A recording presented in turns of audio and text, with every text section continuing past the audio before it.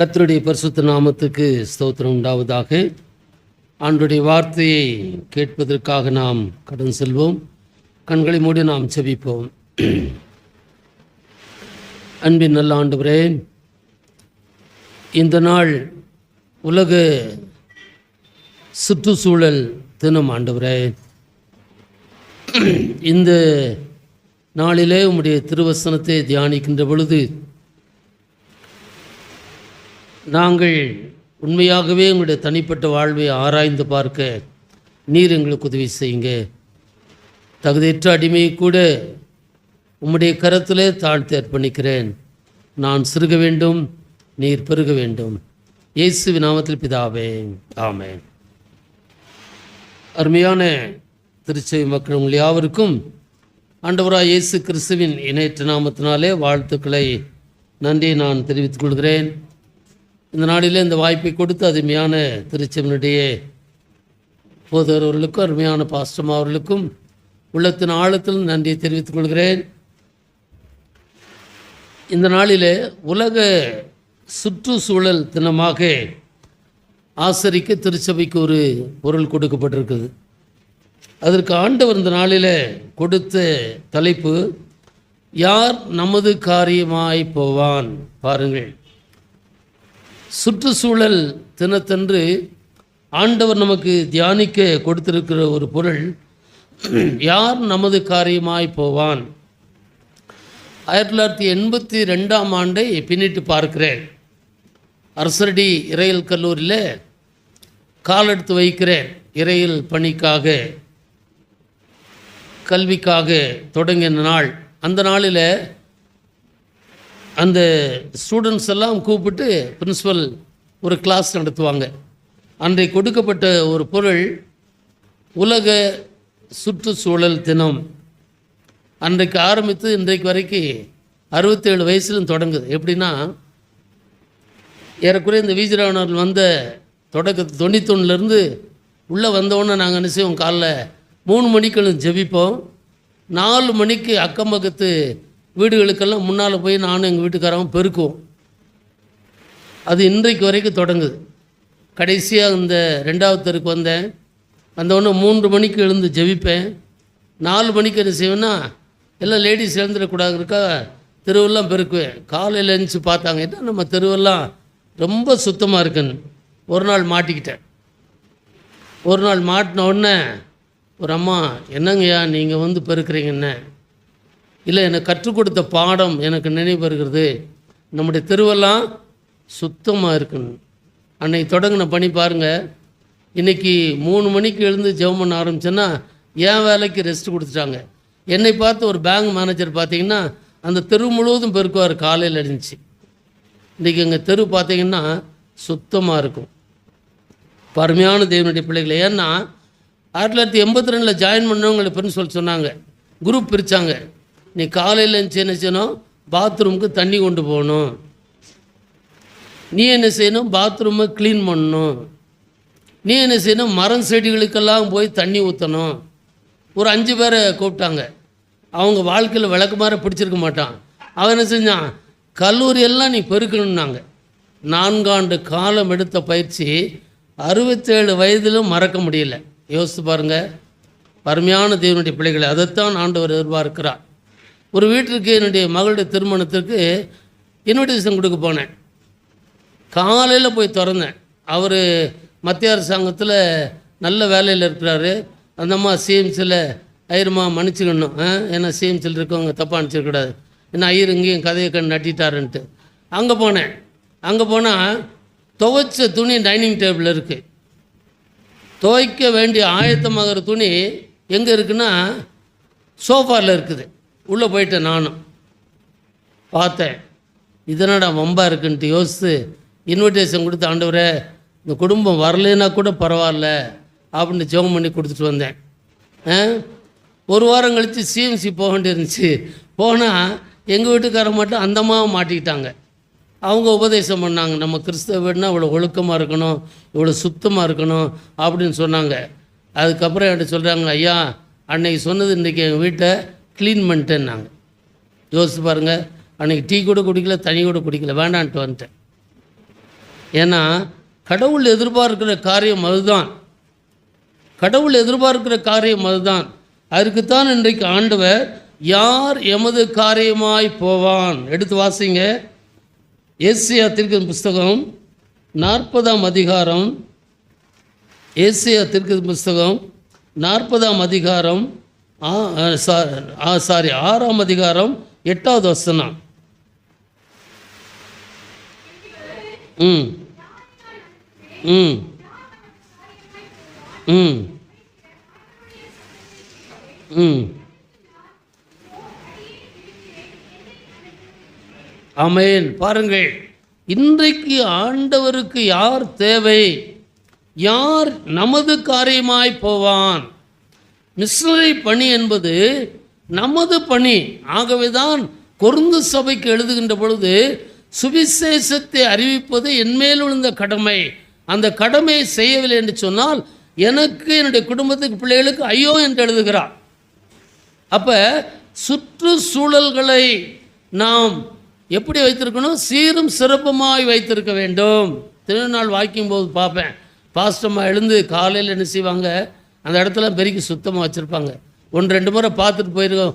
ஒரு முறை அவங்கள என்னை பார்த்துட்டாங்க, நானும் தோத்திரம் பண்ணிட்டு போயிட்டேன் இல்லையா? யோசிச்சு பாருங்கள். அப்போ நம்முடைய இடம் யாருடைய இடம்? ஆண்டவர் ஆளுகை செய்கிற இடம். நம்முடைய வீடு யாருடைய வீடு? ஆண்டவருடைய வீடு. அப்போ நாம் எப்படி இருக்க வேண்டும்? ஆண்டவர் அரசாட்சி செய்கிற வீடு எவ்விதமாய் இருக்க வேண்டும் என்று சொல்லி இந்த நாள் நினைத்து பார்க்க வேண்டும். ஆண்டவர் வாழ்ந்த காலத்தில் மார்த்தாள் மரியாள் வீட்டிற்கு ஆண்டவர் அதிகமாக சென்றதாக சரித்திரம் சொல்லுகிறது. ஏன் போனார்னு சொல்லி சொன்னால், அந்த வீடு எப்பயும் சுத்தமாக இருக்குமா, எப்பயும் சுத்தமாக இருக்குமா. நான் வந்த உடனே ரெபேக்காட்ட கேட்டேன், என்னம்மா உன் கை எனக்கு மீன் குழம்பு செஞ்சு கொடுக்க மாட்டேங்கினேன். சிரிச்சிட்டா. என்ன வந்த உடனே அங்கிள் மீன் குழம்பு கேட்டார். இல்லை, உங்கள் அப்பா ஒரு நாள் சொன்னார், எங்கள் ரெபேக்கா மீன் குழம்பு வச்சு நல்லா வைப்பான்னார். கேட்டிருக்கேன், வாங்க அங்கிள் ஒரு நாள் செஞ்சு தரேன் இருக்கா. அப்போ ஏசாமி அந்த நாட்களில் மார்த்தாள் மரியாள் வீட்டிற்கு சென்ற பொழுதெல்லாம் அங்கே மீன் குழம்பு தான் சாப்பிட்டார். மீன் குழம்பு தான் சாப்பிட்டார். அந்த அம்மா அதிகமாக மீன் குழம்பு தான் சாப்பிடும். அவர் ஏசா மீன் குழம்பு தான் சாப்பிடுவார். கருவாடு எப்படி செஞ்சாங்கன்னா, அந்த அம்மா சுட்டு கொடுத்தது மீனை, அதை பார்த்து தான் இன்றைக்கு கருவாடு ஆரம்பிச்சிருச்சு. யோசித்து பாருங்கள். அப்போ அருமையான தேவனுடைய பிள்ளைகளை, இன்றைக்கு ஆண்டவருக்கென்று அவருடைய காரியமாக யார் புறப்பட்டு போவான்? 1981ஆம் ஆண்டு அங்கே ஜவாது மல்லை பார்க்கின்ற பொழுது அங்கே நரம்பு சிலந்தி என்கிற வியாதி இருந்தது. என்ன வியாதி? நரம்பு சிலந்தி வியாதி. அங்கே பார்க்கின்ற பொழுது முட்டில் எல்லாம் பார்த்திங்கன்னா எப்படி அங்கே சிலந்தி கூடு கட்டுமோ அவ்விதமாகவே நரம்பு என்ன செய்யும், அங்கே கூடு போன்று இருக்கும். அதான் நரம்பு சிலந்தி வியாதி. அப்போ இந்த வியாதிக்காக என்ன செய்ய வேண்டும் நினைத்து பார்க்கின்ற பொழுது கிறிஸ்துவ ஆசிரமத்தில் பெரியண்ணன் சின்னன் என்ற மருத்துவர்கள் இருந்தார்கள். அப்போ அவங்க சிஎம்சியில் இருந்தாங்க. அப்போ அவங்கள கூப்பிட்டு சொன்னாங்க, ஜவாது மலைக்கு சென்று அந்த சூழ்நிலை மாற்ற வேண்டும் என்று சொல்லி கேட்டுக்கொண்ட பொழுது அவர்கள்தான் முதல் மிஷனரிகளாக கடந்து சென்றார்கள். கடந்து சென்று அந்த நாட்களில் பார்த்தா ஹெல்த் இன்ஸ்பெக்டர் இருப்பாங்க. இன்றைக்கி ஹெல்த் இன்ஸ்பெக்டர் யாரும் இருக்க மாட்டாங்க. அதனால தான் நம்மளே ஹெல்த் இன்ஸ்பெக்டராக மாறிடுறோம். யோசிச்சு பாருங்கள். அப்போ அந்த நாட்டில் போன பொழுது அரசாங்கத்தில் அங்கே பார்க்கின்ற பொழுது ஹெல்த் இன்ஸ்பெக்டர் நிறையா பேர் இருந்தாங்க. அப்போ இவங்க சென்று அந்த வியாதிக்காக ஸ்டடி பண்ணி பார்க்கின்ற பொழுது சூழ்நிலைகள் சரியில்லை. எப்படி இருந்தது? பன்றி எந்த இடத்துல படுத்திருக்கிறோ அந்த இடத்துல அவனும் படுத்திருப்பான். பன்றிக்கு கூழ் ஊற்றுவான், அதே பாத்திரத்தில் இவன் கூழ் ஊற்றி குடிப்பான். 91 போனேன், சொல்லிட்டாங்க, அண்ணே உஷாராக இருங்க, கூழ் குடிக்கலன்னா இறங்க முடியாதுன்ட்டான். என்னடா கூழ் குடிக்க, நம்மளாம் குடித்த கூழ் தான் பார்த்தா கூப்பிட்டு போயிட்டான் அத்திப்பட்டுங்கிற கிராமத்துக்கு. அங்கே போனேன், எங்களுக்கு முன்னால் வா சார் உட்கார் சார்ன்ட்டான். உட்காந்துட்டேன். அண்ணனுக்கு இன்னைக்கு கூழ் கொடுக்க போகிறாங்கடான்ட்டா மிஸ்டரிகள். அங்கே பார்த்தா அங்கே பண்ணி குடிச்சிட்ருக்கு. குடித்து முடித்தோடனே பண்ணியை விட்டு என்னஞ்சான், அதிலே கொண்டு வந்து என்னஞ்சான், எனக்கு கூழ் ஊற்றுறான். என்னடா கதைன்னு, இந்த கூழை குடித்தா தான் அங்கே சுவிசேஷம் சொல்ல முடியும். அடே இப்படி இருந்தேன் நானே தூக்கு போட்டு செத்துருப்பேனே. என்ன அண்ணே வாங்கினேன், எலியாசன்ட்ட வாங்கினேன்ன. அவர் சொன்னார், இங்கே அந்த கூழை குடித்தேன், இங்கே எல்லாம் அவனுக்கு 85ஆம் ஆண்டு கன்னியாகுமரி பேராயத்தில் மிஷனரி அனுப்புனாங்க. அனுப்பணுன்னு திருப்பத்தூரில் பெரிய சின்ன என்ன சொன்னாங்கன்னா, தம்பி போய் மிஷினரி ஊழியம் செய்யுங்க. நாங்கள் அங்கே போய் பார்த்தா ஆம்பளைகளுக்கும் பொம்பளைக்கும் வித்தியாசமே தெரில, எல்லாம் கொண்டு போட்டிருக்கான், வித்தியாசம் தெரிலன்னாரு. அப்போ என்ன செய்யணும் யோசிச்சேன். அங்கேருந்து கிட்டத்தட்ட 45 கிலோமீட்டர் நடந்து வந்து திருப்பத்தூரில் கத்திரிக்கோல், கத்தி, சீப்பு, கண்ணாடி இத்தனையும் வாங்கிட்டு போய் நினைஞ்சார். முதல்ல சூழ்நிலையை மாற்றினார்.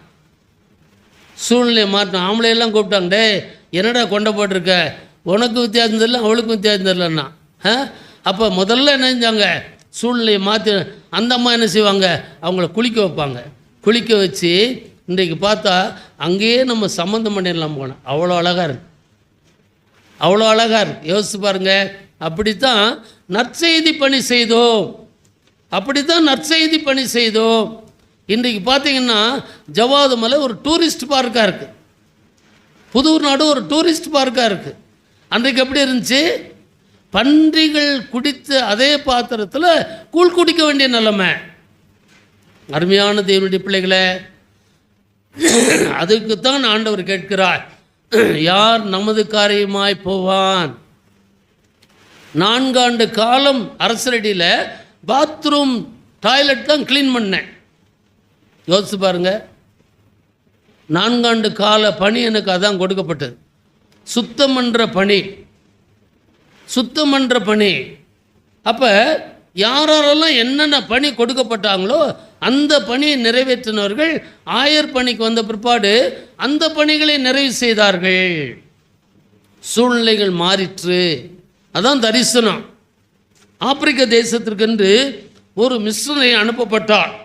அந்த மிஷனரியுடைய பெயர் டேவிட் லிவிங்ஸ்டன். அந்த டேவிட் லிவிங்ஸ்டன் ஸ்காட்லாந்து தேசத்தில் 1813ஆம் ஆண்டு பிறந்தார். அவருடைய அப்பா சண்டே ஸ்கூல் வாத்தியார். யோசிச்சு பாருங்க, எப்போ 1813. இன்றைக்கி சண்டே ஸ்கூலுக்கு பிள்ளைகளை அனுப்ப மாட்டேங்கிறோம், நம்மளும் சண்டே ஸ்கூலுக்கு வந்து உட்கார மாட்டேங்கிறோம். இதுதான் இன்றைக்கு நிலைமை. சண்டே ஸ்கூலுக்கு வந்தால் தான் சூழ்நிலையே மாறும், வாழ்க்கையினுடைய சூழ்நிலையே மாறும். அப்போ அப்படிப்பட்ட ஏழை குடும்பம், வறுமையான குடும்பம், அப்படிப்பட்ட குடும்பத்தில் பிறந்தவர் தான் அங்கே டேவிட் லிவிங்ஸ்டன். அவர் தன்னுடைய தகப்பனாருடைய அந்த பணியை பார்த்து, விசுவாசத்தை பார்த்து அங்கே பார்க்கிறார், சாப்பிட வழி இல்லை. அப்படிப்பட்ட நிலைமையில் அவர் 10 வயதிலிருந்து 26 வயசு வரைக்கும் அவர் வேலை செய்தார். எங்கே தெரியுமா, பஞ்சு ஆலையில் வேலை செய்கிறார். யோசிச்சு பாருங்க. அப்போ அப்படி வேலை செய்கின்ற பொழுது தனக்கு நேரம் கிடைக்கும் போதெல்லாம் வேதத்தை படித்து தியானித்து, அருமையான பாடல், ஆறாவதில் முதல் பாடல், கிறிஸ்துவுக்குள் வாழும் எனக்கு வெற்றி உண்டு. அப்போ நாம் கிறிஸ்துவுக்குள் வாழ வேண்டும் என்று சொன்னால் கிறிஸ்து நமக்குள் வாழ வேண்டும். கிறிஸ்து நமக்குள் வாழ்ந்தால்தான், அவரை நாம் வாழ வைத்தால்தான் நம்முடைய வாழ்க்கை வெற்றியுள்ள வாழ்க்கையாக இருக்கும். அப்போ இது டேவிட் லிவிங்ஸ்டனுடைய வாழ்வில் நிறைவேறியது.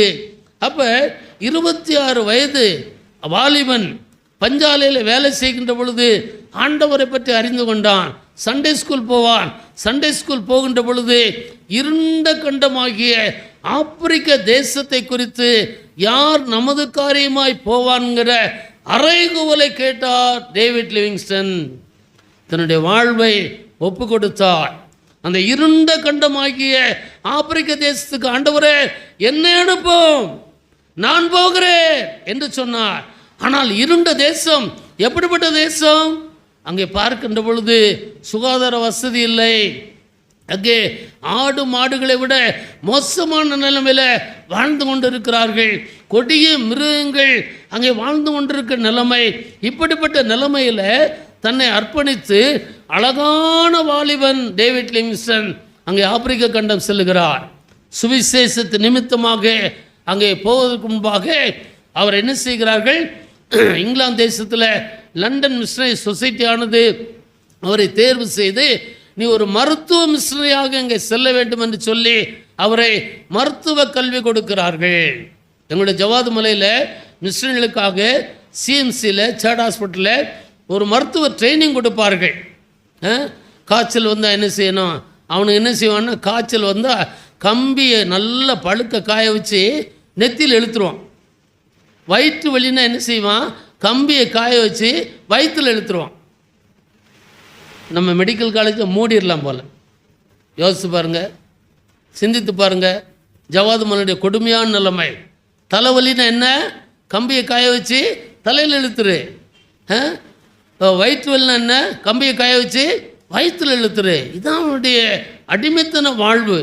அப்போ இப்படிப்பட்ட அடிமைத்தன வாழ்வை அங்கே நிறைவு செய்யத்தான் யார் நமது காரியமாய் போவான்கிற அழைப்பு நம்மை தேடி வருகிறது.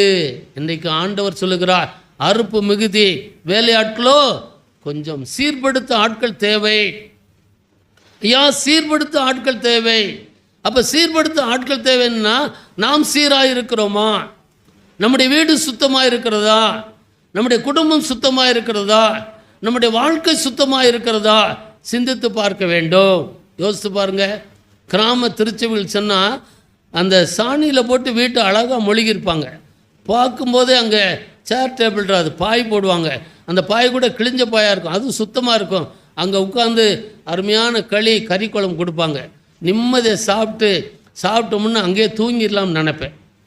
அவ்வளோ அழகாக இருக்கும், அவ்வளோவே அழகாக இருக்கும். ஆனால் இன்றைக்கி டவுன் வாழ்க்கை எப்படி இருக்குது, வீட்டுக்குள்ளேயே போக முடியல, வீட்டுக்குள்ளேயே போக முடியல. அந்தளவு கிறிஸ்தவ வாழ்க்கை இருக்கிறது, நம்முடைய குடும்பம் இருக்கிறது. அப்போ அப்படிப்பட்ட குடும்பத்தில் வாழ்க்கையில் ஆண்டவர் எப்படி உட்பிரவேசிப்பார் சிந்தித்து பார்க்க வேண்டும். அப்போ இவ்விதமாக டேவிட் லிவிங்ஸ்டன் சென்று சுவிசேஷம் அறிவிக்கின்ற பொழுது சிங்கங்கள் அவரை பீறி போட்டது என்று பார்க்கிறோம். அழகான முகம், அழகான முகம் சிங்கத்தினால பீறப்பட்டு அகோரமாய் மாறிவிட்டது. அந்த டேவிட் லிவிங்ஸ்டன் தான் இருண்ட கண்டமாகிய ஆப்பிரிக்க தேசத்திற்கு வெளிச்சத்தை கொடுத்தான். ஆகவே தான் ஆண்டவர் கேட்கிறார், யார் நமது காரியமாய் போவான்? ஊழியம் என்பது சொகுசான வாழ்க்கை அல்ல, சொகுசு வாழ்க்கைக்காக ஊழியம் அல்ல. யோசிச்சு பாருங்க. அப்போ இன்றைக்கு இதுதான் ஆண்டவருடைய திருப்பணி. அப்போ அந்த திருப்பணியை செய்ய ஆண்டவர் நம்மை அழைக்கிறார், அறைகூவல் கொடுக்கிறார். அப்படிப்பட்ட டேவிட் லிவிங்ஸ்டன் 1872 மரித்த உடனே, ஐயா, இருண்ட கண்டமாயிருந்த ஆப்பிரிக்க தேசம் இன்றைக்கு வெளிச்சமாய் மாறிவிட்டது. சீர்கட்டு போன ஆப்பிரிக்க தேசம் சீராய் மாற்றப்பட்டது என்று சொல்லி அந்த டேவிட் லிவிங்ஸ்டனுடைய சரீரத்தை கொடுக்க மறுத்தார்கள் ஆப்பிரிக்க விசுவாசிகள். போராடினாங்க. இங்கிலாந்து ராணி சொல்லிட்டாங்க, ராஜாக்கள் அடக்கம் பண்ணுகிற இடத்தில் தான் டேவிட் லிவிங்ஸ்டனுடைய சரீரம் அடக்கம் பண்ணப்பட வேண்டும். யோசிச்சு பாருங்க. வேதம் சொல்லுது, அவன் என் நாமத்தை அறிந்திருக்கபடினால் அவனை உயர்ந்த அடைக்கலத்தில் வைப்பேன், நானே அவனோடு அவனை என்ன செய்வேன், கனப்படுத்துவேன். எவ்வளோ பெரிய கணம் யோசிச்சு பாருங்க. ஆப்பிரிக்க ஜனங்கள் விடவில்லை, முடியாது, இங்கேதான் அவரை அடக்கம் செய்வென்று போராடி கொண்டிருக்கின்ற பொழுது, இல்லை, ராணியினுடைய கட்டளை இங்கிலாந்து தேசம் வர வேண்டும் என்று சொல்லி அப்போ சொன்னாங்க, ஐயா, ஒரே ஒரு கோரிக்கை வைக்கிறோம். என்ன கோரிக்கை? அவருடைய இருதயத்தை ஆப்பிரிக்க தேசத்தில் கொடுக்க வேண்டும். அவருடைய இருதயம் எங்கே இருக்கணும்? ஆப்பிரிக்க தேசத்தில் இருக்க வேண்டும். கேட்டுக்கொண்டபடி டேவிட் லிவிங்ஸ்டனுடைய இருதயம் இன்றைக்கு ஆப்பிரிக்காவில் அடக்கம் பண்ணப்பட்டிருக்கிறது, சரீரம் இங்கிலாந்து தேசத்தில் அடக்கம் பண்ணப்பட்டிருக்கிறது. அதற்குத்தான் இன்றைக்கு ஆட்கள் தேவை என்று அழைக்கிறார். அருமையான தேவனுடைய பிள்ளைகளை, திருச்சபை அதற்கு ஆயத்தமாக வேண்டும். திருச்சபை அதற்குத்தான் ஆண்டவர் ஸ்தாபித்தார். ஆண்டவர் அழைத்த நோக்கம் அதற்குத்தான். சூழ்நிலைகள் மாற்ற வேண்டும். அப்ப இருண்ட கண்டமாகிய ஆப்பிரிக்க தேசத்தை ஒரு வாலிபன் எப்படி மாற்றினார்? சூழ்நிலைகளை மாற்றினார். யோசித்து பாருங்க. ஒரு டேவிட் லிவிங்ஸ்டன் இன்றைக்கு ஆப்பிரிக்க கண்டம் போகலைன்னா இன்னைக்கு அநேக ஐடி கம்பெனிகள் ஆப்பிரிக்காவுக்கு போயிருக்காரு. யோசித்து பாருங்க. போகிறதுக்கே பயப்படுவாங்க. அப்போ 82 ஜவாது மலை போகிறதுக்கே பயப்படுவாங்க. நரிகள் எங்கே பார்த்தாலும் ஊழையிடும். இன்றைக்கி வீட்டில் எப்படி நாய் இருக்குதோ அவ்விதமாக வீட்டுக்கு முன்பாகவே நரிகள் படுத்திருக்கும். நான் 91 ஜவாது மலைக்கு போகின்ற பொழுது என் அருகிலே நரி வருது. யோசிச்சு பாருங்க, கொஞ்சம் தப்புனா என்னை இழுத்துட்டு போயிருக்கோம். அப்போ அப்படிப்பட்ட நரிகள் வாழ்ந்த பகுதிகளில் இன்றைக்கி சுவிசேஷத்தை அறிவித்து ஒரு அழகான இடமாக ஜவாது மலை மாற்றப்பட்டிருக்கிறது. எப்படி நடந்தது? சுவிசேஷத்து நிமித்தமாக. அப்போ சுவிசேஷம் ஒன்று தான் சூழ்நிலைகளை மாற்ற முடியும். சுவிசேஷம் ஒன்று தான் சூழ்நிலைகளை மாற்ற முடியும். அப்போ இந்த பணிக்குத்தான் ஆண்டவர் நம்மை அழைக்கிறார். வாசி கேட்ட அந்த லூக்கா எழுதின சுவிசேஷத்தில் ஆண்டவர் 70 சீசர்களை ஆயத்தம் பண்ணுகிறார். எத்தனை சீசர்கள்? 70 சீசர்களை அவர் ஆயத்தம் பண்ண உடனே அவர்களை சொல்லுகிறார், பாருங்கள், நான் உங்களை எங்கே அனுப்புகிறேன் என்று பார்க்கின்ற பொழுது ஓநாய்களுக்குள்ளே, ஆடுகளை எங்கே அனுப்புவாங்க? ஓநாய்களுக்குள்ளே அனுப்புவது போன்று உங்களை ஓநாய்களுக்குள்ளே அனுப்புகிறேன், புறப்பட்டு போங்கன்னு சொன்னார். ஓநாய்கள் நம்மை பார்த்த உடனே மேலே ஏறி 2 கணத்தில் முத்தமாக கொடுக்கும். யோசிச்சு பாருங்க. அப்படி முத்தம் கொடுத்துட்டா ஓநாய்களாக நம்ம வீட்டில் வச்சுக்கலாம். ஓநாய்களாக உள்ளே வச்சுக்கலாம். நான் ஒரு வீடு சந்திக்க போனேன். ஒரு 7:30 மணிக்கெல்லாம் போயிட்டேன், பிறந்த நாள். அங்கே போனால் கதவுல நிற்கிறேன். போன உடனே சத்தங்குக்கு, மூஞ்ச பாரு, முகரை பாருன்னு சத்தங்கு. ஐயோ, நம்ம காலையில் குளித்து சேவ் பண்ணிட்டு தானே வந்தோம். வந்த உடனே நமக்கு இந்த சத்தம் வருதுன்னு கொஞ்ச நேரம் யோசித்தேன், தப்பான வீட்டுக்கு வந்துட்டோமான்னு. அப்போ தட்டின உடனே திறந்தாங்க. ஐயா தோத்திரம் ஏறன்னாங்க. இல்லை, நீங்கள் தோத்திரம் சொல்கிறதுக்கு முந்தையே சொல்லிட்டீங்க, மூஞ்ச பாருன்ட்டீங்க. என்ன ஐயரே, சாரிங்கிற, உங்களை சொல்ல, யாரை சொன்னேன்? எங்கள் வீட்டுக்காரரை சொன்னேன். எப்படி? எங்கள் வீட்டுக்காரரை சொன்னேன். கிறிஸ்தவ வீடு எப்படி இருக்குது? மூஞ்சப்பார், முகரைப்பார். இந்த சத்தத்தை கேட்டு நாங்களும் பிறந்தநாள் வாழ்த்து சொல்ல அங்கி போட்டு வெக்கமில்லாமல் காலையில் போயிட்டோம். வந்த வார்த்தை என்ன? மூஞ்சப்பார், முகரைப்பார். நானே பயந்துட்டேன். இப்போ யோசித்தேன், ஓநாய்களுக்குள்ளே அனுப்புது போல் அனுப்புகிறேன்னா சரியாக தான் செஞ்சுருக்கார். சரியாகத்தான் செஞ்சுருக்கிறார். அதில் தப்பே இல்லை. கொஞ்சம் கூட தப்பு கிடையாது. ஏசாமி கொடுத்த அபிஷேகத்தில், அழைப்பில், அனுப்புறதில் கொஞ்சம் கூட குறையே கிடையாது. சொல்லப்போனால் நேரமே பத்தாது. இன்றைக்கி முழுவதும் ரெட்ரீட் வச்சுக்கலாம். அந்த அளவுக்கு என்னுடைய 38 ஆண்டு கால பணியினுடைய நிறைவு இருக்குது. யோசித்து பாருங்கள். அப்போ ஆண்டவர் சொல்கிறார், ஓநாய்களுக்குள்ளே அனுப்புவது போல் அனுப்புகிறேன். அதுக்கு முந்தி சொல்கிறாரு, அறுப்பு மிகுதி, வேலையாட்களோ கொஞ்சம் சொல்லிட்டாரு. அறுப்பு மிகுதி. அப்போ யோசித்து பார்த்தான், டேய், எங்கே பார்த்தாலும் அங்கே நெல் விளைஞ்சு கிடக்குது. கோணிப்பை எடுத்துகிட்டு போய் ஆள் தெரியாமல் என்ன செஞ்சான், அறுத்து வீட்டுக்கு கொண்டு மூட்டை கட்டி குமிச்சிடலான்னு பார்த்தான். ஆனால் பின்னால் சொல்கிறார், அந்த அறுப்பு எங்கே இருக்குது? ஓநாய்களுக்குள்ளே ஆடுகளை அனுப்புறது போல் உங்களை நான் அனுப்புகிறேன் என்று சொன்னான். இதுக்குத்தான் ஆண்டவர் நம்மை அழைக்கிறார். இதுதான் ஆண்டவருக்கு தேவை. அருமையான தேவனுடைய பிள்ளைகளை, அப்போ யார் நமது காரியமாய் போவான் என்ற சத்தம் கேட்டவுடனே ஏசாயா சொல்லுகிறார், இதோ அடியேன் இருக்கிறேன், என்னை அனுப்பும் என்று சொன்னான். அதான் அர்ப்பணிப்பு. அதான் அர்ப்பணிப்பு. யோசித்து பார்த்துங்க. ஆண்டோடைய திருப்பணி என்பது ஏதோ ஒரு குதூகலம் கொண்டாட்டம் போன்று வசதி வாய்ப்புகளோடு இருப்பது ஆண்டோடைய திருப்பணி அல்ல. திருப்பணி அல்ல. அப்போ மூஞ்சப்பாரு, முகரையப்பாருன்னு சொன்ன குடும்பத்தை சந்தித்து ஏறக்குறைய 3/4 மணி நேரம் டிவோர்ஸ் எடுத்தேன். டிவோர்ஸ் எடுத்தோன்னு அந்த குடும்பம் சொன்னாங்க, ஐயரே, நாங்கள் ரட்சிக்கப்பட்ட திரும்ப ஞானஸ்தானம் கொடுங்கன்னாங்க. திரும்ப ஞானஸ்தானம் நான் எப்படி கொடுக்கறது? 2 பேரும் தலைகீழ முக்கி எடுக்கிறதா? அந்த ஞானஸ்தானத்தில் நிலைத்திருங்கள். அந்த ஞானஸ்தானத்தில் நிலைத்திருங்கள். காலம் கடந்தது. காலம் கடந்த பிற்பாடு அந்த குடும்பத்தில் என்னை கூப்பிட்டாங்க, ஐயா வாங்க, நீங்கள் தான் ஜெபம் பண்ணுனாங்க. என்னடா ஜெபம் பண்ணு கூப்பிட்டா? இன்றைக்கி பார்த்தா மூஞ்சப்பாரு, முகரைப்பாருன்னு சொன்னால் நீ ஒரு ஆளான்னு கேட்டால் என்ன செய்யணும்னு போனேன். எதுக்கும் ஆயத்தமாக போனேன். தண்ணி பாட்டிலாம் எடுத்துகிட்டு போனேன். அங்கே போனால் எல்லாம் திறந்துருந்தது. வீடெல்லாம் நீட்டாக இருந்துச்சு. என்ன ஒருவேளை கல்யாணமானு பார்த்தேன். இல்லைங்கய்யா, எங்கள் பிள்ளைங்க 2 பேரும் வட இந்தியாவுக்கு மிஷனரிகளாய் அனுப்புகிறோம். ஹல்லேலூயா, ஹல்லேலூயா. யோசித்து பார்த்தீங்களா? அந்த 2 பிள்ளைங்களும் எங்கே போனாங்கன்னா அஸ்ஸாம் போகிறாங்க. எங்கே? அஸ்ஸாம் போகிறாங்க. அஸ்ஸாம் போய் கடைசி அவங்க ஓய்வு பெறுகின்ற பொழுது ஜார்க்கண்ட் போயிட்டாங்க. யோசிச்சு பாருங்க, ஜார்க்கண்ட் போய் அந்த ஜார்க்கண்டில் 2 பேரும் மரித்து அங்கே தான் அவங்களுடைய கல்லறைகள் இருக்குது. அங்கே தான் அவங்களுடைய கல்லறைகள் இருக்குது. அப்போ அருமையான தேவனுடைய பிள்ளைகளை சிந்தித்து பாருங்கள். யார் நமது காரியமாய் போவான்? சுற்றுச்சூழல் இன்றைக்கு சரியில்லை, தேசம் சரியில்லை, நாம் இருக்கிற இடம் சரியில்லை. எல்லாவற்றையும் சரி செய்யத்தான் ஆண்டவர் நம்மை அழைத்திருக்கிறார். இப்போ நம்ம வீடு சரியாக இருக்குதா? நம்ம தெரு சரியாக இருக்குதா? யோசிச்சு பாருங்க. நம்ம தெரு சரியாக இருந்தால் நம்மளை பார்த்த உடனே எல்லாரும் வழி விடுவாங்க. யோசிச்சு பாரு, 2 வருஷத்துக்கு முந்தி எங்கள் தெருவை பெருக்க ஆரம்பித்தோம்.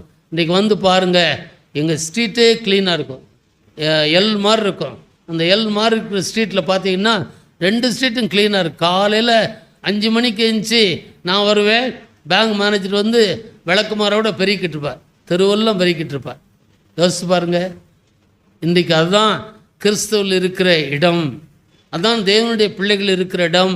சுற்றுப்புற சூழ்நிலைகளை நாம சுத்தம் பண்ண வேண்டும். வீட்டுக்கு ஒரு மரம் நடுங்கிறோம், நட்டாச்சு, நட்ட மரம்லாம் பட்டு போச்சு, இது எப்போ வெட்டுவான்னு தெரியாது, எப்போ வெட்டுவான்னு தெரியாது. அதனால் நம்ம வீட்லேயாச்சும் மரம் வளங்க, நம்ம வீட்லேயாச்சும் செடி வளங்க. நம்மளாச்சும் என்ன செய்வோம்? அந்த அந்த இயற்கையோடு ஒன்றித்து நாம் வாழ நம்மை அர்ப்பணிப்போம். ஆண்டவர் அதைத்தான் இந்த நாளில் நமக்கு ஒரு அருமையான அழைப்பை கொடுக்கிறார். இப்போ டேவிட் லிவிங்ஸ்டன் புறப்பட்டு போனது போன்று இன்றைக்கு நாம் எத்தனை பேர் புறப்பட்டு போக ஆயத்தமாயிருக்கிறோம்? ஆண்டவர் கடற்கரைக்கு செல்லுகிறார். 2 சகோதரர் மீன் பிடிக்கிறாங்க. மீன் பிடிக்கிறவங்க எப்படி இருப்பாங்க? கோட் சூட் போட்டால் மீன் பிடிப்பாங்க? இல்லை. யோசிச்சு பாருங்க. அவங்களுக்கு ஒரே ஒரு கோமணம் தான் இருக்கும், அதை கட்டி மீன் பிடிச்சிட்டு இருக்கிறாங்க. ஆண்டவர் பார்க்கிறார். பார்த்த உடனே அவங்களுக்கு சொல்கிறாரு, நீங்கள் எல்லாம் வாங்கப்பாங்கிறார். எதுக்கு வரணும்? நான் உங்களை மனுஷர்களை பிடிக்கிறலாய் மாற்றுவேன்னு சொன்ன உடனே வலையை போட்டு நெஞ்சாங்க, அவர் பின்னால் வந்துட்டாங்க. அப்போ இன்றைக்கு ஆண்டவர் அழைக்கிறார். யார் நமது காரியமாய் போவான்? சூழ்நிலையை மாற்ற ஆண்டவர் இன்றைக்கு நம் தேவை என்று அழைக்கிறார். அதற்கு நம்மை அர்ப்பணிக்க வேண்டும், சபையை அர்ப்பணிக்க வேண்டும், திருச்சபை மக்கள் நம்மை அர்ப்பணிக்க வேண்டும். அதைத்தான் ஆண்டவர் இந்த நாளில் எதிர்பார்க்கிறான். எவ்வளோ பணம் சேர்த்தான்னு, கோடி கோடியாக சம்பாத்தியம் பண்ணான்னு, கடைசியில் நமக்கு என்ன வரும்? 6 அடி குழி தான் மிச்சம். மற்ற சம்பாத்தியம் பண்ணலாம் நம்ம கூட வருமா? வரவே வராது. சின்ன மோதிரம் போட்டால் கூட அதை கரெக்டாக கழட்டிடுவாங்க. காதில் இருந்துச்சும் அதையும் கழட்டிடுவாங்க, மூக்கில் இருந்தாலும் அதையும் கழட்டிடுவாங்க.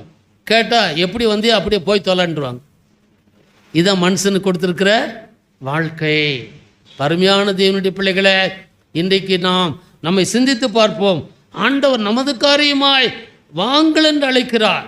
யார் நமது காரியமாய் போவான் என்று அழைக்கிறார். அப்போ அதற்கு நம்மை ஒப்புக் கொடுக்க வேண்டும், நம்முடைய பிள்ளைகளை அர்ப்பணிக்க வேண்டும், நம்முடைய வாலிப பருவத்தை ஆண்டவருக்கு என்று கொடுக்க வேண்டும். அப்படி கொடுக்கின்ற பொழுதுதான் நாம் என்ன செய்ய முடியும்?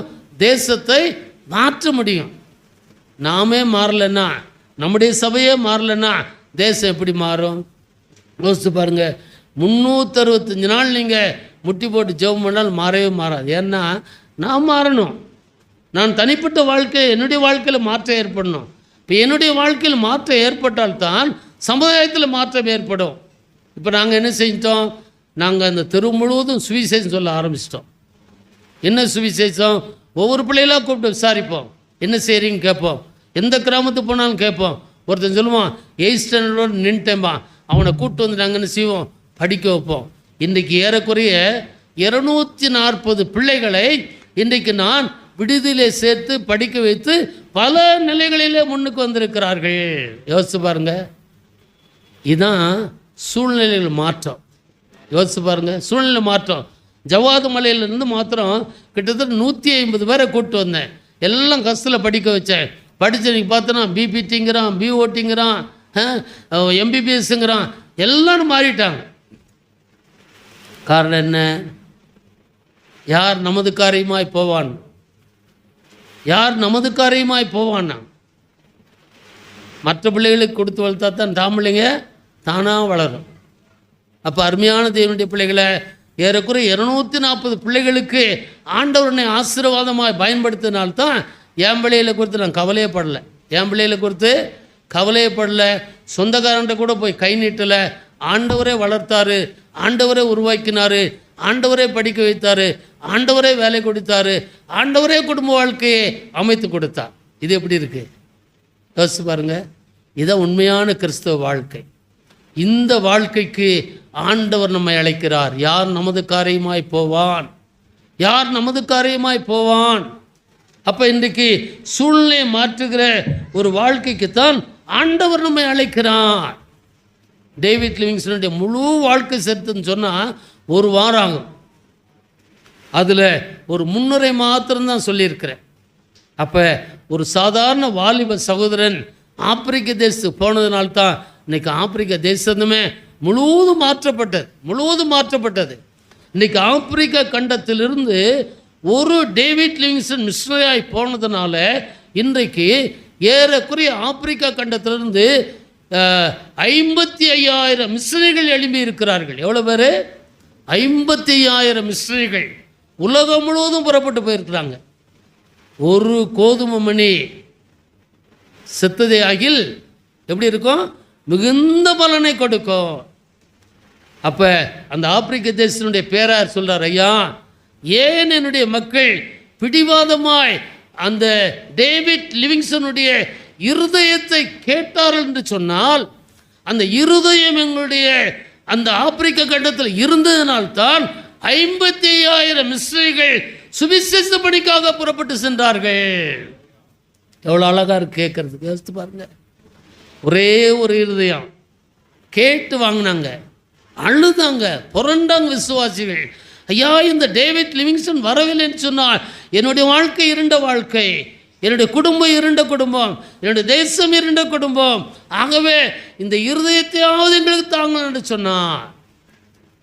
ஆப்பிரிக்க தேசத்தினுடைய பேராயர் ஒரு அறைகூவலில் சொல்லுகின்ற பொழுது சொன்னார், அந்த இருதயம் இருந்ததினால்தான் இன்றைக்கு நம்முடைய தேசத்தில் மிஸ்ரீகள் எழும்புகிறார்கள் சொன்ன உடனே ஆயிரக்கணக்கான வாலிபர்கள் அர்ப்பணித்தார்கள், உலகம் முழுவதும் புறப்பட்டு சென்றார்கள்.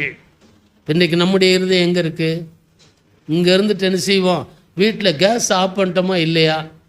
நம்ம வீட்டுக்கார் சரியான டயத்துக்கு வந்தாரா வரலையா? ஏத்தான் நம்ம நினச்சிட்டு இருப்போம். யோசிச்சு பாருங்கள்.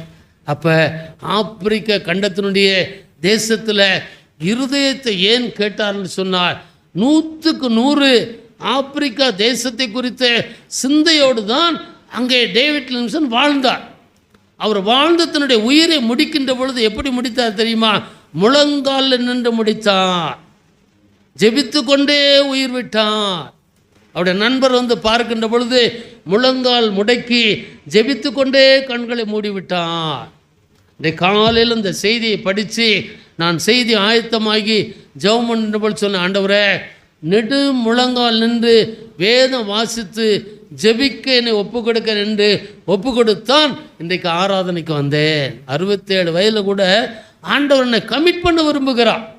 அந்த டேவிட் லிவிங்ஸ்டனுடைய வாழ்க்கை என்னை உடைக்கிறது, நொறுக்குகிறது. இன்னும் நீ சரியாக வேண்டும், இன்னும் உன்னுடைய முழங்கால் முடங்க வேண்டும், இன்னும் நீ என்னை நோக்கி பார்க்க வேண்டும் என்று சொன்னார். அதுதான் என்னுடைய அர்ப்பணிப்பாக என்னை அர்ப்பணித்து ஆண்டுடைய ஆலயத்துக்கு ஆண்டவரை ஆராதிக்க கடந்து வந்தேன். பருமையான தேவனுடைய பிள்ளைகளை இன்றைக்கு நம்மை பார்த்து அழைக்கிறார். கண்களை மூடி நாம் செபித்து நாம் நம்மை அர்ப்பணிக்க நாம் எழுந்திருப்போம். ஆண்டவரை நோக்கி ஆண்டுடைய சமூகத்தில் நம்மை அர்ப்பணிப்போம். ஆண்டவர் கேட்கிறார். உலக சுற்றுச்சூழல் தினம். ஆண்டவரே இன்றைக்கு உலகத்தை பின்னிட்டு பார்க்கின்ற பொழுது உலக சூழல்கள் சரியில்லை, சுற்றுப்புற சூழ்நிலைகள் சரியில்லை. அந்த சரியில்லாத சுற்றுப்புற சூழ்நிலைகளை சரியாக்குவதற்காக, மாற்றுவதற்காக, ஒரு மாற்று உருவாக்கத்தை உருவாக்குவதற்காக நான் தேவை என்று சொல்லி ஒரு டேவிட் லிவிங்ஸ்டனை எனக்கு முன்பாக நிறுத்தினது உண்மையானால், இன்றைக்கு உம்முடைய வார்த்தை சொல்லுகிறது, யார் நமது காரியமாய் போவான்? யார் நமது காரியமாய் போவான்? ஆண்டவரே இதோ அடியேன் இருக்கிறேன், என்னை அனுப்பும் ஆண்டவரே என்று சொல்லி தன்னை அர்ப்பணிக்கிற பிள்ளைகள் எத்தனை பேர் என்று சொல்லி இந்த ஆராதனையில ஆண்டவர் நம்மை பார்த்து கேட்கிறார். வேலை செய்கிற இடத்துல, பணியாற்றுகிற இடத்துல யார் நமது காரியமாய் போவான் என்று சொன்ன வண்ணமாக நாம் பணி செய்கிற இடத்துல நம்முடைய உள்ளத்துல இயேசு வாழ்கிறாரா? இயேசு வாழ்கிறாரா? இயேசுவை வாழ வைக்கிறோமா? நம்முடைய வாழ்க்கையில நாம் பணியாற்றுகிற இடத்துல இயேசுவை நம்முடைய வாழ்க்கையின் மூலமாக மற்றவர்கள் காண முடிகிறதா? ஆண்டவர் கேட்கிறார். அருமையான சகோதரியே, அருமையான சகோதரனே, அருமையான வாலிப தம்பி தங்கச்சி, ஆண்டவர் உன்னிடத்துல பேசுகிறார். நீ ஒரு டேவிட் லிவிங்ஸ்டனாக உன்னுடைய வாழ்க்கையை ஒப்பு கொடுக்க ஆண்டவர் இந்த நாளில ஒரு அறைகூவலை விடுக்கிறான். யார் நமது காரியமாய் போவான்? ஒருவேளை ஆசிரியராக இருக்கலாம், நர்ஸாக இருக்கலாம், ஒருவேளை பல ஸ்தானங்களில ஆண்டவர் நம்மை பயன்படுத்தலாம். ஆனால் நம்முடைய வாழ்க்கை நாம் இருக்கிற இடத்தை அசைக்க வேண்டும். ஒரு டேவிட் லிவிங்ஸ்டனுடைய வாழ்க்கை ஆப்பிரிக்க கண்டத்தையே அசைத்தது என்று சொன்னார். நாம் பணியாற்றுகிற இடம் நம்மை கொண்டு ஆண்டவர் அசைக்க விரும்புகிறார். நம்மை கொண்டு அசைக்க விரும்புகிறார். நம்மை கொண்டு மாற்ற விரும்புகிறார். நம்மை கொண்டு சூழ்நிலைகளை மாற்ற விரும்புகிறார். அதற்கு ஆயத்தமா? அதற்கு ஆயத்தமா? ஆண்டவர் அழைக்கிறாரே. யார் நமது காரியமாய் போவான்? படித்திருக்கிறோம், எந்த ஸ்தானத்தில் இருக்கிறோம், ஆனால் இன்றைக்கு நம்முடைய வாழ்க்கை ஆண்டவருக்கு பயனுள்ள வாழ்க்கையா இருக்கிறதா? ஆண்டவரை வெளிப்படுத்துகிற வாழ்க்கையா இருக்கிறதா? ஆண்டவரை நம்முடைய வாழ்க்கையில பிரதிபலிக்கிற ஒரு வாழ்க்கையாக இருக்கிறதா? ஆண்டவர் கேட்கிறார். ஆண்டவர் கேட்கிறார். ஒரே ஒரு வாழ்க்கை, ஒரே ஒரு வாழ்க்கை, ஒரே ஒரு உலகம் கடந்து போகும். ஆனால் நம்முடைய வாழ்க்கை சூழ்நிலைகளை மாற்றுகிற வாழ்க்கையாக இருக்க வேண்டும். காலநிலைகளை மாற்றுகிற வாழ்க்கையாக இருக்க வேண்டும். இடத்தை அசைக்கிற வாழ்க்கையாக இருக்க வேண்டும். எத்தனை பேர் ஆயத்தம்? ஆண்டவரே, என்னை அர்ப்பணிக்க ஆண்டவரே, என்னை அர்ப்பணிக்க ஆண்டவரே. என்னுடைய வாழ்க்கையிலும் ஒரு டேவிட் லிவிங்ஸ்டனுக்கு இருந்த அபிஷேகத்தை எனக்கு தாரும் ஆண்டவரே. ஒரு டேவிட் லிவிங்ஸ்டன் இருந்த தரிசனத்துக்கு தாரும் ஆண்டவரே. நான் பணியாற்றுகிற இடத்துல என்னை பார்க்கிறவர்கள் ஒரு டேவிட் லிவிங்ஸ்டனாக பார்க்க வேண்டும் ஆண்டவரே. ஒரு ஏமி கார்மைக்கலாக பார்க்க வேண்டும் ஆண்டவரே. தேவதாசிகளை இன்றைக்கு மாற்றின ஒரு அபிஷேகம் யாரிடத்தில் இருந்தது? ஏமி கார்மைக்கல் இடத்தில் இருந்தது. இருண்ட சூழ்நிலை, இருள் சூழ்ந்த சூழ்நிலை, அப்படிப்பட்ட சூழ்நிலையை மாற்றுகிற வல்லமை ஆண்டவரிடத்தில் இருக்கிறது. அதற்குத்தான் ஆண்டவர் யார் நமது காரியமாய் போவான் என்று கேட்கிறார். நம்ம ஒப்பு கொடுப்போமா? நம்ம அர்ப்பணிப்போமா? ஆண்டவரே, என்னை அனுப்பும் ஆண்டவரே. இது மனிதனுடைய சத்தம் அல்ல. இந்த ஆலயத்துல உயிர்த்தெழுந்த ஆண்டவருடைய சத்தத்தை கேட்டேன் ஆண்டவரே. உயிர்த்தெழுந்த ஆண்டவருடைய சத்தத்தை கேட்டேன் ஆண்டவரே. நான் புறப்பட்டு செல்ல ஆயத்தமா இருக்கேன் ஆண்டவரே. என்னுடைய வாழ்க்கையை அர்ப்பணிக்கிறேன் ஆண்டவரே என்று சொல்லுவோமா? ஒரே நிமிடம் தருகிறேன். ஆண்டவரிடத்தில் நம்ம அர்ப்பணிப்போம். ஆண்டவரே, என்னுடைய பிள்ளைகள் ஒரு டேவிட் லிவிங்ஸ்டன் ஆக என்னுடைய இந்திய தேசத்துல, இந்த தமிழகத்துல நான் வாழ்கிற பகுதிகளில உருவாக்குங்க ஆண்டவரே, உருவாக்குங்க ஆண்டவரே. ஒரு டேவிட் லிவிங்ஸ்டன் ஸ்காட்லாந்து பிறந்தது உண்மை, ஆப்பிரிக்க தேசத்துக்கு போனது உண்மை. ஒரு டேவிட் லிவிங்ஸ்டனை கொண்டு ஆப்பிரிக்க தேசத்துடைய சூழ்நிலையை மாற்றினது உண்மையானால் என்னை கொண்டு மாற்றும், என்னுடைய பிள்ளைகளை கொண்டு மாற்றும், என்னுடைய குடும்பத்தை கொண்டு மாற்றும். என்னை அர்ப்பணிக்கிறேன் சொல்லுவோமா? ஒரே நிமிடம் ஆண்டுடைய கரத்துல அமைதியாய் நம்ம அர்ப்பணிப்போம். டேவிட் லிவிங்ஸ்டன் கொடுத்த அபிஷேகம் இன்னைக்கு ஆண்டவர் நமக்கு கொடுக்க விரும்புகிறார். நம்முடைய பிள்ளைகளுக்கு கொடுக்க விரும்புகிறார். நம்முடைய குடும்பத்துக்கு கொடுக்க விரும்புகிறார். நம்முடைய திருச்சபைக்கு கொடுக்க விரும்புகிறார்.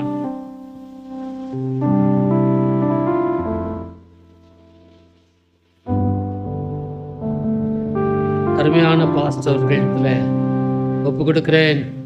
ஜெபிப்போம்.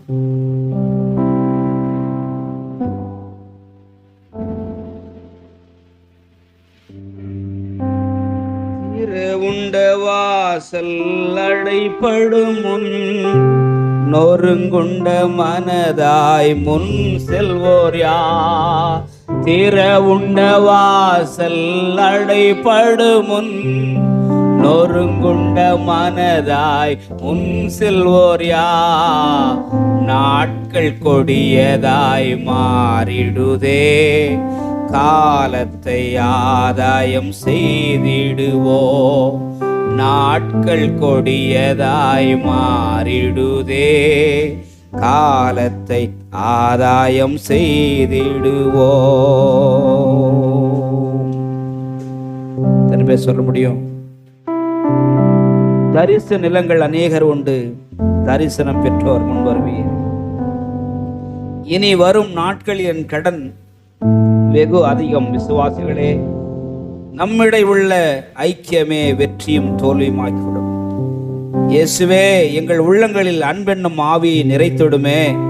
இந்தியாவின் எல்லா தெருக்களிலும் இயேசுவின் நாமம் உயர்ந்திடுமே. இனி வரும் நாட்களில் நமது கடன் வெகு அதிகம். விசுவாசிகளே, இனி வரும் நாட்களில் நமது கடன் வெகு அதிகம். விசுவாசிகளே, நம்மிடை உள்ள ஐக்கியமே வெற்றியும் தோல்வியும் ஆக்கிடுமே. நம்மிடை உள்ள ஐக்கியமே வெற்றியும் தோல்வியும் ஆக்கிடுமே. திறவுண்ட வாசல் அடைபடுமுள் நொறுங்குண்ட மனதாய் முன் செல்வோர் யார்?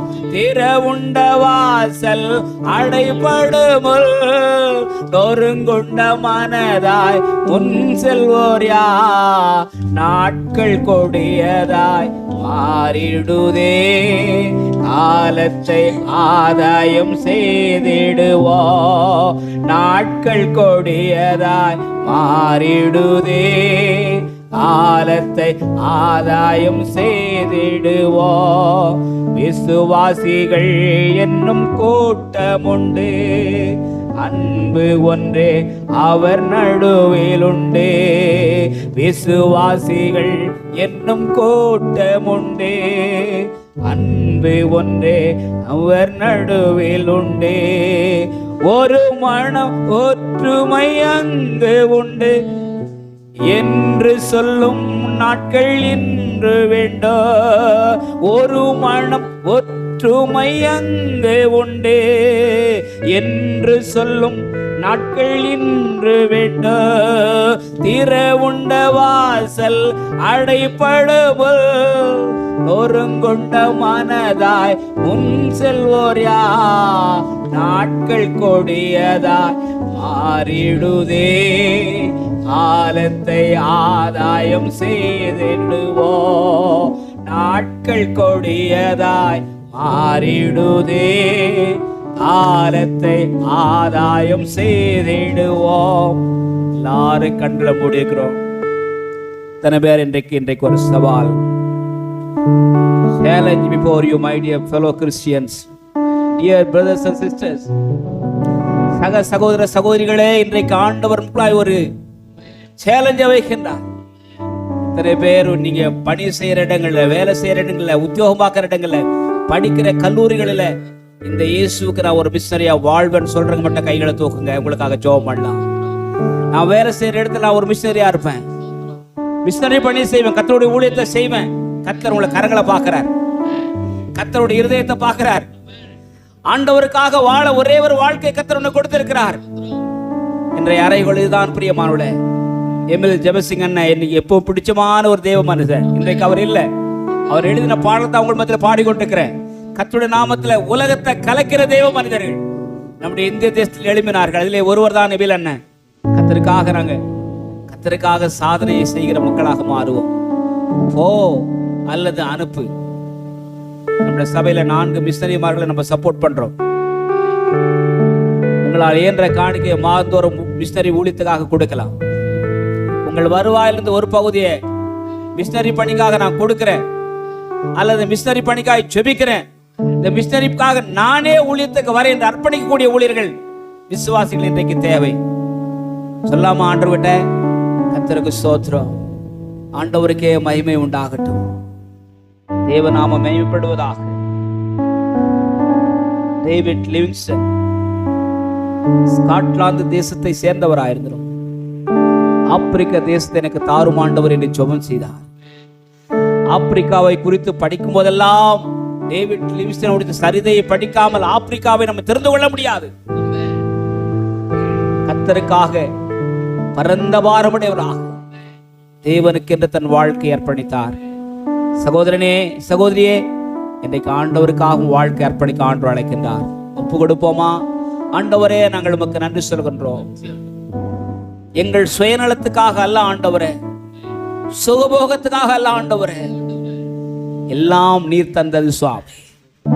உமக்காக நாங்கள் ஆண்டவரே எதையும் இழக்க தயாராக எங்களை நாங்கள் அர்ப்பணிக்க முன்வருகிறோம் சுவாமி. வாழ்ந்த நல்ல ஆண்டவரே மிஷனரிமார்களுக்காக நன்றி சொல்கின்றோம். எங்கள் பாரத தேசம் ஆண்டவரே மிஷனரிகளால் நிரப்பப்படட்டும் ஆண்டவரே. ஆண்டவரே, அநேக திருச்சபைகள் உருவாகட்டும் ஆண்டவரே. நாளிலும் கூட எங்களால் இயன்றதை இந்த சமூகத்தை நாங்கள் செய்ய எங்களுக்கு உதவி செய்வீராக. வார்த்தைகளை பகிர்ந்து கொண்ட அன்பு தாசருக்காக நன்றி, அண்ணனுக்காக நன்றி, குடும்பத்துக்காக நன்றி ஆண்டவரே. செவ்வாது மலையில செய்த எல்லா ஊழியங்களுக்காக அன்று உடமை துதிக்கின்றோம். தொடர்ந்து ஆண்டவரே, நாங்கள் உடைய கருவிகளாய் பயன்பட கத்திரங்களை அர்ப்பணிப்பிறாங்க எங்களை ஒப்புக்கொடுக்கின்றோம். எல்லா துதி கன மகிமை உமக்கு ஒருவருக்கே செலுத்துகின்றோம். இயேசுவின் நாமத்தில் வேண்டுகிறோம் நல்ல பிதாவே, ஆமென். என் ஆத்துமாவே கர்த்தரை ஸ்தோத்ரி, முழு உள்ளமே பரிசுத்த நாமத்தை ஸ்தோத்ரி. என் ஆத்துமாவே கர்த்தரை ஸ்தோத்ரி, கர்த்தர் செய்த சகல உபகாரங்களை மறவாதே, ஆமென். நம்முடைய ஆண்டவராக இயேசு கிறிஸ்துவின் கிருபையும் பிதாவாக இதனுடைய அன்பும் பரிசுத்த ஆவியருடைய ஐக்கியமும் சமாதானம் நம் அனைவரோடும் வர தடைப்பட்ட பரிசுத்தவான்கள் ஓரோடு கூட ஆண்டுடைய கிருபையும் சமாதானமும் இன்றும் என்றும் சதா காலத்திலும் நிலைத்திருப்பதாக, ஆமென். அவர் வரும் நாளேனில் என்னை கரமசைத்து அன்பாய் கூப்பிட்டு சேர்த்து கொள்வார். அவர் வரும் நாளேனில் என்னை கரமசைத்து அன்பாய் கூப்பிட்டு சேர்த்து கொள்வார். அவர் சமூகமதில் அங்கே அவருடனே ஆடி பாடி மகிழ்ந்திடுவே. அவர் சமூகமதில் அங்கே அவருடனே ஆடி பாடி மகிழ்ந்திடுவே. ஆனந்தமே பரமானந்தமே, இது மாபெரும் பாக்கியமே. இந்த பாதளத்தில் சொந்தக்காரரவர் எந்த உள்ளத்தில் சொந்தமானா. இந்த பாதளத்தில் சொந்தக்காரரவர் எந்த உள்ளத்தில் சொந்தமானா. ஆண்டவர் உங்களை ஆசீர்வதிப்பாராக. ஒருவரை ஒரு வாழ்த்தி சமாதானத்தோடு சென்று வாருங்கள். God bless you. கர்த்தருக்கு ஸ்தோத்திரம்.